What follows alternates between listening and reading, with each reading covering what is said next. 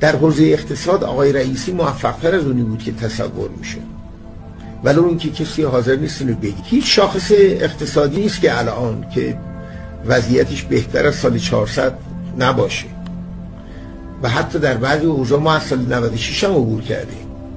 مثل حجم تولید ناخالص داخلی ایرانمون بیشتر از سال 96. انقلاب سیاسی خب برای اهداف خودشون ممکنه که بی‌انصافی کنن. این که اگر من کارشناس به آمارها نگاه میکنم میبینم نرخ بیکاری به کمترین حد 20 سال گذشته رسیده، ولی یک خانم هنرپیشه‌ای که صفحات اجتماعی بسیار پرطرفداری هم داره، با دیدن اولین کسی که کمر خم کرده تو سطل زباله ولی اون که مایی 50 میلیون تومان درآمدش الان، ممکنه احساس ناراحتی کنه.